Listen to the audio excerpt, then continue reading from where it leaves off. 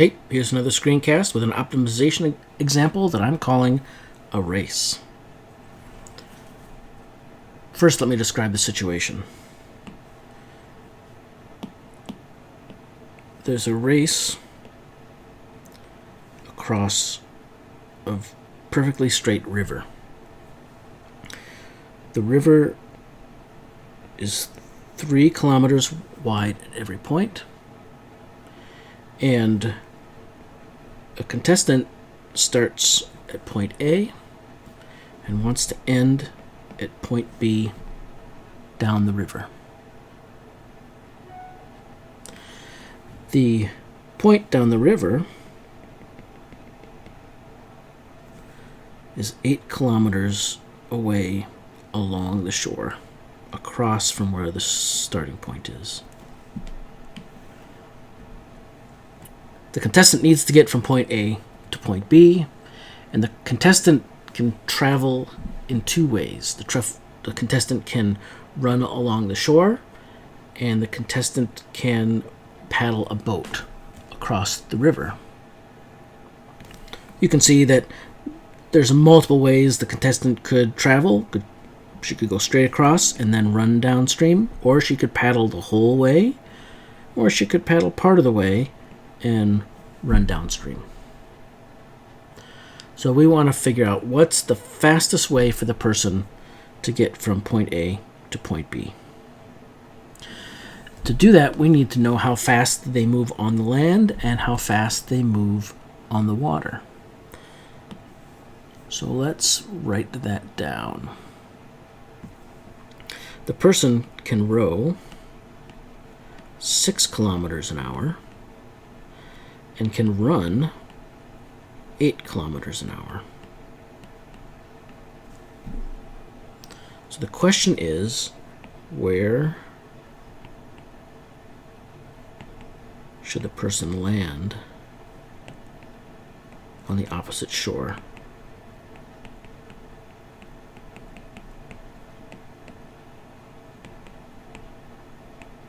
To make the fastest trip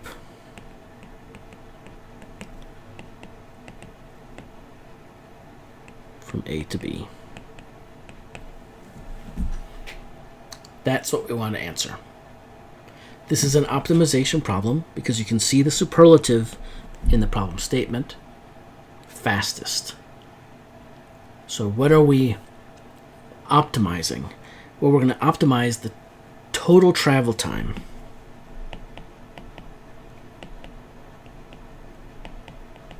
And we want to make that the least. And the total travel time here is broken up into 2 pieces. Time spent running plus the time spent rowing. We know how fast a person can row and how fast a person can run, so we should be able to figure out expressions for these. Because the speeds here, the velocities here are constant, we can use the idea that distance is velocity times time. We're interested in the time part, so this tells us that the time is the distance divided by the velocity. So with this in mind, we can write the total time traveled is the distance run divided by the run speed plus the distance rowed divided by the road speed. And we know the run speed is 8 kilometers per hour, and we know the road speed is 6 kilometers per hour. So we want to find the distance run in kilometers and the distance rowed in kilometers, and then we'll get the time traveled in hours. So let's look back at our picture. If I start at A and I want to end at B, and road to this point, let's call that point, identify this point using the distance from the opposite point of the bank. We're going to call that x. So I will actually draw that in. So let's put the point there, and we'll call this point x. So our path would go to the x location and then to B. And then so this distance along the shore is going to be 8 minus x.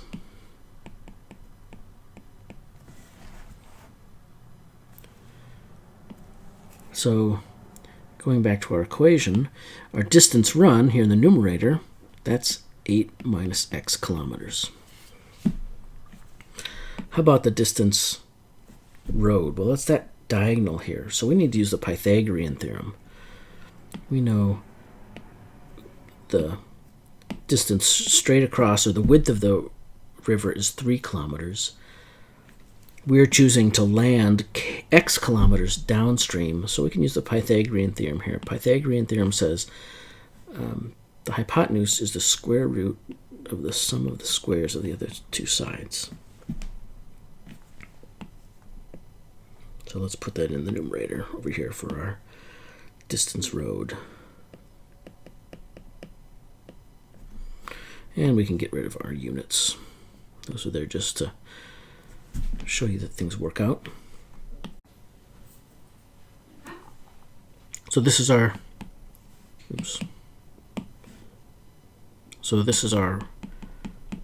total time function.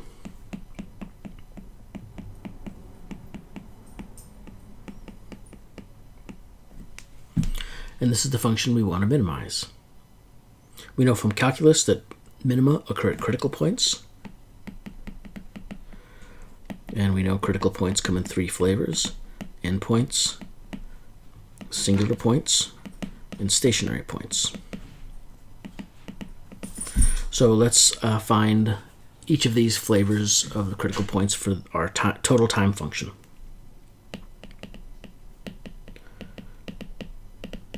So to find the endpoints, let's look at the original problem.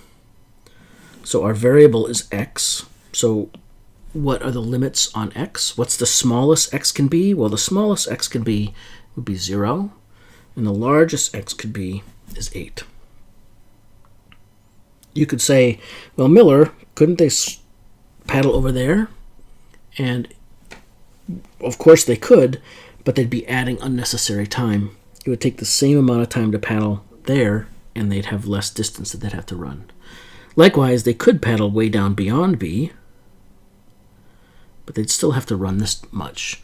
And if they're going to run that much, they might as well run here and paddle less. So the limits that we're going to put on x, the constraints are x must be between 0 and 8. So with that in mind, x equals 0 and 8 are endpoints. Singular points. These are places where the derivative is undefined.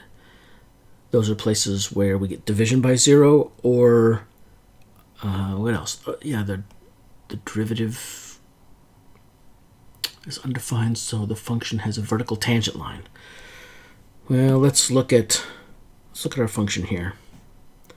We don't have anything in the denominator anywhere except for constants. So we don't have any places where we're getting division by 0.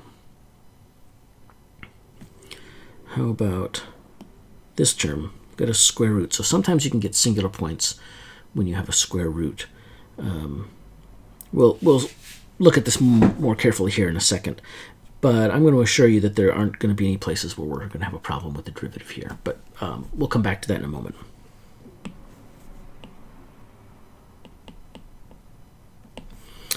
And stationary points, this is where the derivative equals 0. And we want to do some work to find those. So when I calculate the derivative, we'll take a second and look at it and see if there's any places where it's not defined. So let's copy this so we don't have to keep flipping back and forth.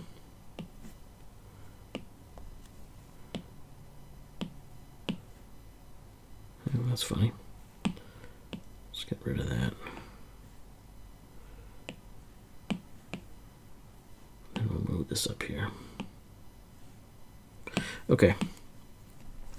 So what's our derivative? Well, we'll do a term-by-term differentiation. So we get 0 minus 1/8.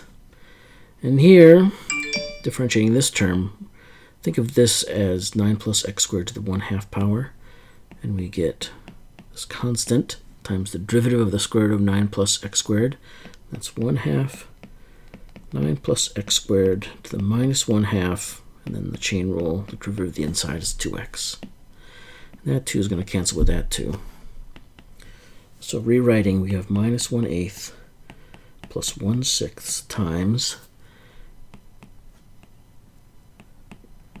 this. And here we'll talk about singular points for a second. Here, when you're differentiating a square root of something, is how you can introduce or you can see where there are singular points. Because when you differentiate a square root, you get a exponent of minus the 1/2, which means you get something in the denominator. Oh, and that shouldn't be a minus there. So now that we've got something in the denominator, we can ask, is this ever 0? Does this ever create a problem for the domain of our derivative? And you'll see x squared is always positive. A positive number plus a positive number is always positive. So this never vanishes. So we see that there are no singular points created procedurally through the creation of, or the calculation of the derivative. So I'm going to come back here and just say no singular points.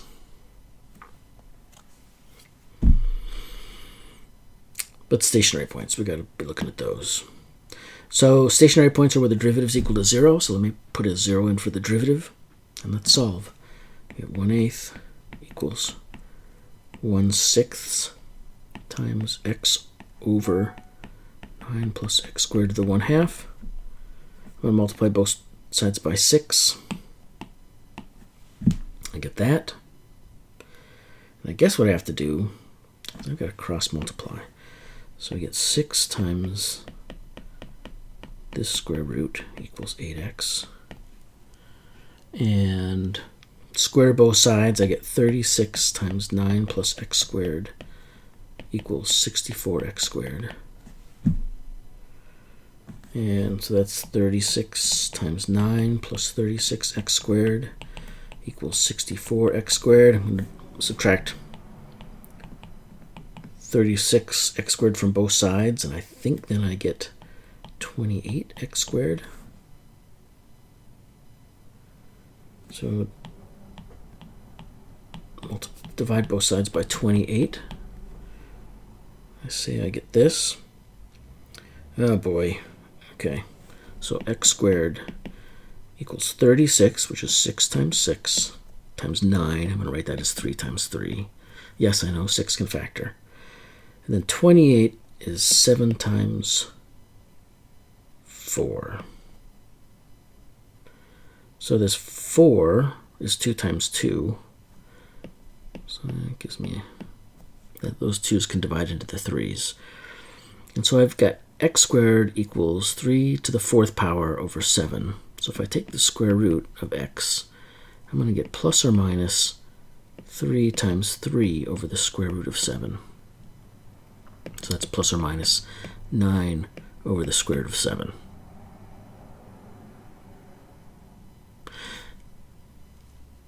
Now, our problem says x has to be between 0 and 8. So I can eliminate this negative option that's given to us by algebra. So we get our stationary point is x equals 9 over root 7. So now let's do the first derivative test and see if this stationary point is a local maxima or a local minima. So here are my endpoints, 0 and 8. I've got 9 over the square root of 7, somewhere in between, right? Let me call it my computer. 9 divided by the square root of 7. 9 divided by the square root of 7. 3.4. So indeed, it's in there somewhere.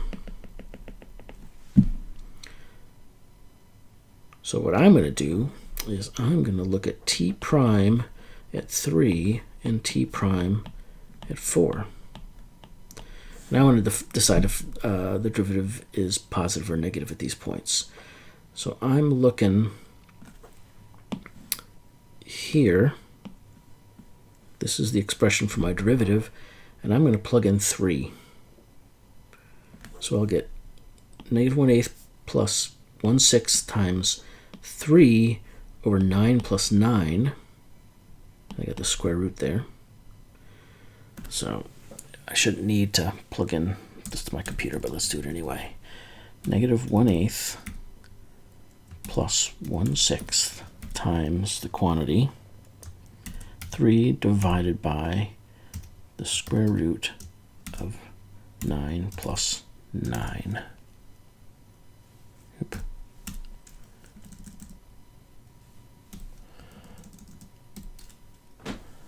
And there I get a really small negative number. Negative 0.007. If I could plug in 1, let me plug in 1 and just verify that I get something that's not as drastically small. Indeed, if I plug in 1, I get negative 0.7. Let's plug in 4. So plug in 4, I get negative 1/8 plus 1/6 times 4 over 9 plus 16 under the square root. And there I get 0.0083. So my derivative to the left of my stationary point is negative, and the derivative to the right is positive.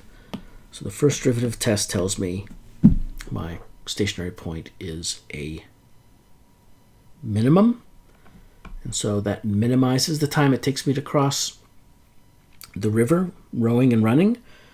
And so I should cross, or this person should cross the river 3.4 kilometers down from the point opposite where they start.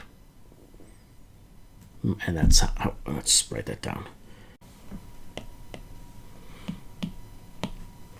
This shows the person will travel from A to B the fastest,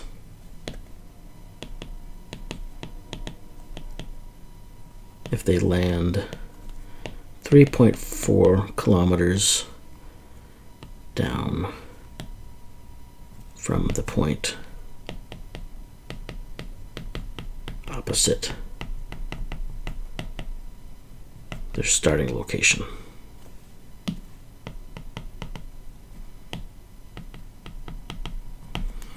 And that's the answer we get.